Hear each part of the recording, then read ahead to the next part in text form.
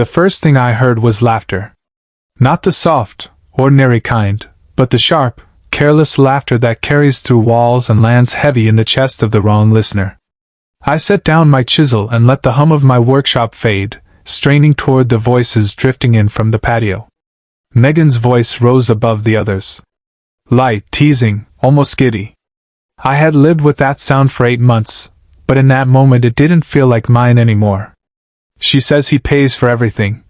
One of her friends chimed in, sending another wave of giggles through the air. I froze, my hand still resting on the unfinished edge of oak beneath me. My workbench smelled of sawdust and oil, grounding me as the words kept coming. My name wasn't spoken, but it didn't have to be. I was 35, the man who paid for everything. The man who worked long nights shaping wood into something beautiful, steady, and lasting. The man who believed generosity was the language of love. I stepped quietly toward the side door, heart pounding with a rhythm sharper than the tools I held. Megan was seated outside with Jessica and Carly, glasses of wine glittering in their hands. Sunlight softened their faces, but their words were edged like blades. Liam comes over when Jake's busy, Megan said with a grin I had never seen directed at me. We've got our little tradition now, pizza, shows, the whole thing. On his dime, of course. The table erupted again, their laughter spilling into my space, slicing through the quiet patience that had built my life. My chest tightened. My breath came shallow. But I didn't move. They thought I couldn't hear. They thought my silence meant I was blind. In truth, I had never been so awake. For a moment, I considered stepping out, slamming the door open, demanding answers. But instinct told me not to waste anger on them. Anger was loud, and I had always preferred precision. I lingered in the doorway instead, the light catching the dust motes around me, every second stretching like a blade being drawn. Megan leaned back, her laughter softening into something cruelly intimate. He's our sponsor, she whispered, as though savoring the phrase. That was the moment the world tilted. Not when she admitted betrayal, but when she made a joke of me. And I smiled, just once, because I already knew what came next. I closed the side door without a sound. The laughter thinned to a muffled hum, still sharp enough to cut but no longer invading the air of my workshop. I stood for a long time staring at the oak panel on my bench, the grain running straight and true, as if mocking me with its honesty. This was supposed to be the season of building, not tearing apart. 8 months ago, when Megan moved in, I had imagined partnership. She'd lost her job in marketing, yes, but she spoke with such conviction about starting her own consulting business that I believed in it. Believed in her. I told her she didn't need to worry about rent or bills while she got it off the ground. My father would have called it naive, my grandfather foolish. But to me it felt like love expressed in the most tangible way: space, support, and trust. Now that trust lay splintered, and the irony wasn't lost on me. I had always thought of myself as careful with wood, with money, with plans. Somehow, with her, I had been reckless. I sat on the stool, elbows braced on my knees, and let the words echo, our sponsor. A phrase delivered with such ease it must have been rehearsed. How many times had they laughed at me like this? How long had she been letting another man eat pizza on my couch, flipping through shows on accounts I paid for? The anger was there, hot and immediate. But it burned out quickly, replaced by something steadier. Rage would have given her power. Rage would have made me the fool they already thought I was. No, if I was going to act, it would be with the same patience I used to sand an uneven edge until it was smooth. My phone sat on the workbench, dark screen reflecting the faint outline of my face. I reached for it, then stopped. Timing mattered. Acting too soon would spoil the symmetry of what I felt growing inside me. The women outside had moved on to another topic, their laughter softer now, harmless to anyone who didn't know what came before. But I knew. And knowing was enough to change everything. I leaned back, steadying my breath. Betrayal wasn't just about bodies. It was about contempt. And contempt was the one thing I could never forgive. The wood waited. The tools waited. But so did I. That night I couldn't sleep.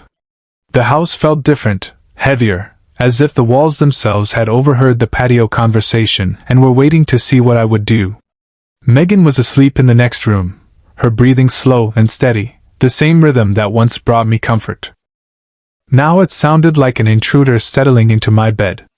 I lay staring at the ceiling, every word replaying in my head. Sponsor. Perfect. He has no idea. Each line was a nail driven deeper, securing the truth I could no longer ignore. It wasn't just infidelity. It was the mockery. The way she stripped my work, my care, down to a punchline. For a moment, a strange impulse crossed me, confrontation. To wake her up, force the words out, demand she look me in the eye. But then I imagined her face twisting with practiced excuses, imagined her voice dripping with dismissal. You're overreacting, Jake. It was just a joke. And I knew I wouldn't give her that stage. I got up instead, walking barefoot across the cool hardwood, the house silent but for the faint hum of the fridge. My office was a small room off the hall, cluttered with files, receipts, and tools of a different kind. I sat at the desk, turned on the lamp, and opened my laptop. The glow of the screen steadied me. I pulled up my Netflix account, fingers hovering over the keyboard. The anger threatened to surge again, but I forced it into precision, into the deliberate calm that had built every table and cabinet in my shop. This wasn't revenge yet. This was the first cut, the line you draw before shaping the wood. Profile name, Megan and Liam's sponsorship program. I stared at it for a long moment, a smile tugging at the corner of my mouth. It wasn't funny, not in the way they thought funny worked. It was sharp, a reminder carved into digital stone. I didn't stop there. Hulu. Bank accounts. Credit card access. Each keystroke was a choice, each click a new seam splitting in the foundation she had built on my back. I didn't feel guilt, only a clean clarity I hadn't known in months. By the time the first hint of dawn crept through the blinds, her world was no longer hers. And for the first time since I heard that laughter, I finally felt like the house was mine again. By Saturday afternoon, the stage was set though she didn't know it. Megan breezed into the kitchen with the kind of lightness that comes from believing the world is still yours. Her hair was tied back loosely, her phone in hand, a careless smile on her lips. "I'm ordering pizza," she said. "My treat." I looked up from where I sat at the island, hands folded, face calm. She tapped her screen confidently, humming as if the night before had never happened. I waited. The first decline came with a faint buzz from her phone. She frowned, tapped again, harder this time, as though force would change the outcome. Declined again. Her smile faltered. "This app is buggy," she muttered, forcing a laugh. "It's not taking my card." "Maybe try another one," I said evenly. She froze for half a second. She didn't have another one. Not with any balance. Her eyes darted to me, quick and uncertain, before she masked it with irritation. "Whatever. Just give me your card." "What's the number again?" I shook my head once. "No." Her brows knitted. "What do you mean, no?" "I'm hungry. I'm not sponsoring dinner tonight." The word hung in the air like a blade. Sponsoring. Her lips parted, but no sound came. The silence stretched, her face draining of color as the realization took root. "You." Her voice cracked. "You heard us." The window was open. I replied, my tone steady, almost gentle. I didn't have to listen hard. Her phone lay silent between us, the failed payment screen still glowing. She grasped for words, for excuses, her voice climbing higher. "It was a joke. You're twisting things. You always overthink." I let her spiral, her protests ricocheting around the kitchen. Each denial sounded thinner than the last, until finally she stopped, eyes glassy with something that wasn't remorse but panic. I slid an envelope across the counter. The paper whispered against the surface. "What's this?" she asked, voice trembling. 30 days, I said simply. "You're a tenant here, Megan. Legally, this is your notice to vacate." She stared at it, hands shaking, as if touching the paper would confirm the nightmare. Her laugh was brittle, desperate. You can't be serious. Jake, you wouldn't. I looked her in the eye, calm and unflinching. I already did. The sound came first, a sharp crack as the remote hit the floor, batteries scattering across the hardwood. I stepped into the doorway and saw her standing in front of the television, her body rigid, eyes locked on the screen. The Netflix login page glowed back at her. 4 profiles lined up. Hers had been renamed in bold white letters, Megan and Liam's sponsorship program. Her breath hitched. She turned slowly, her face pale, lips trembling with a fury that couldn't find words. When she finally spoke, it was a whisper, raw and thin. What is this? I leaned against the frame, arms folded. Accuracy. Her eyes widened, a storm gathering. You were spying on me. The window was open. You weren't exactly discreet. Her voice rose, desperate, cracking into the air. It was nothing, Jake. A stupid joke. You're overreacting. I said nothing. Silence was heavier than argument. She filled it with frantic excuses, each one louder, emptier than the last. We didn't mean it like that. You're twisting everything. You're Megan. My voice cut cleanly through hers. Enough. She froze, the word anchoring her in place. I crossed the room, picked up the envelope I'd left on the counter earlier, and placed it in her hands. She clutched it like a lifeline until her eyes found the heading. Notice to vacate. No. The word broke apart on her tongue. You can't. I live here. You stayed here. I corrected. That stay is over. Something in her snapped then. She lunged at me, nails outstretched, rage and panic twisting her face into something unrecognizable. I stepped aside, her momentum carrying her forward. She stumbled, caught herself on the couch, then crumpled into it, sobbing. But these weren't the tears of a woman sorry for her choices. They were the tears of someone losing her safety net, watching the walls close in. I watched her shoulders shake, then turned away. My voice was steady, final.